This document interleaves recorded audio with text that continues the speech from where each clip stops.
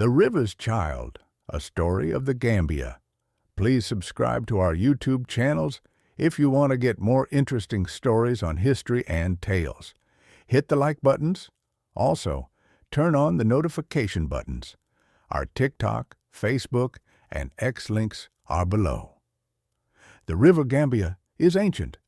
Long before borders were drawn, before maps were inked, before ships sliced through its patient waters, the river flowed, brown, deep, and unhurried, like a wise elder telling endless stories.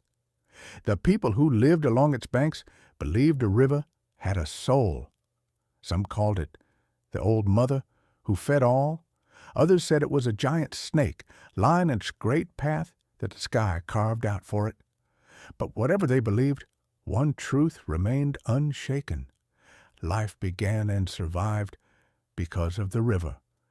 This is the story of that river's child, the Gambia, told as a tale of people, empires, struggles, and rebirth.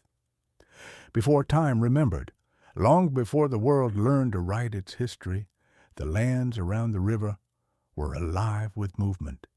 Hunters followed the trails of antelopes. Fishermen cast their nets in the shallows at dawn.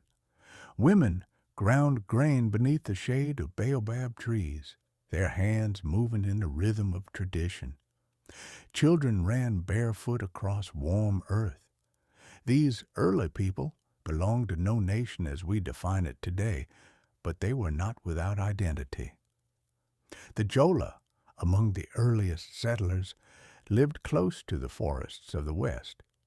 The Mandinka, migrating from the heartlands of the Mali Empire, brought with them language, music, and the griots who carried stories from generation to generation. The Fula, graceful in cattle herding, spread across the grasslands with their herds. The Sarahul, merchants and long-distance traders, traveled with caravans that connected them with lands far beyond the desert. For centuries, these groups lived along the river in a mixture of harmony, rivalry, commerce, and kinship. Kings ruled small kingdoms, Niumi, Jara, Kiang, Fuladu, and many more, each with its warriors, its elders, and its sacred grounds. Then came the echo of a faraway empire. Under the shadow of mighty empires, to the east, the Mali Empire grew like a rising sun. At its height, it stretched so wide that griots described it as a kingdom that the horse's hooves could not cross in a single lifetime. Traders from Mali traveled westward, following caravan routes that reached the Gambia River. They exchanged kola nuts, gold, salt, and textiles with the locals. Later, as Mali weakened, another empire rose, the Songhai Empire, fierce and mighty. Though it never swallowed the whole of the Gambia region, its influence rippled through the lands. New ideas, goods, and people flowed into the river valley. Islam came through these same trade routes. Traveling scholars, marabouts, and merchants brought scriptures and stories. Slowly, Islam blended with existing traditions, taking root in villages and communities. Mandinka kings embraced it, and the rhythm of the land changed. New prayers rose in the dawn, new names entered families, and new laws guided society. But while the people thought their world was vast, something much larger was approaching from beyond the horizon, an age that would reshape everything. When the white sails appeared, one evening, long before the colonial borders, the fishermen on the river saw something strange. Huge floating beasts with white wings. They were Portuguese ships, the first Europeans to arrive in the region in the mid-15th century. Their arrival marked the beginning of an era that would bring wealth, conflict, betrayal, and unimaginable suffering. The Portuguese were soon followed by the British, French, and Dutch, each hungry for trade and control. They built trading posts along the river, exchanging European goods for local products.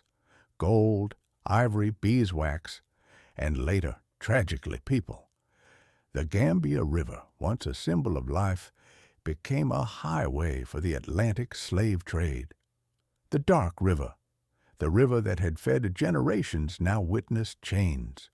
Europeans, with the cooperation of some local leaders and merchants, captured and bought men, women, and children. They were packed into ships and transported across the ocean in horrific conditions. Some kingdoms resisted. Others were torn apart by the demand for captives. Villages were raided. Families disappeared. The griots of the time said, "The river groaned with sorrow." The island of James Island, later renamed Kunta Kinte Island, became a symbolic point, a fort of stone where thousands of enslaved Africans passed before being shipped away. Today, its ruins whisper stories of those who never returned. Through all this darkness, resistance lived. Warriors fought back. Families hid in forests. Some jumped into the river, choosing death over bondage. Islam, traditions, and community bonds helped people endure. The river survived. So did its children.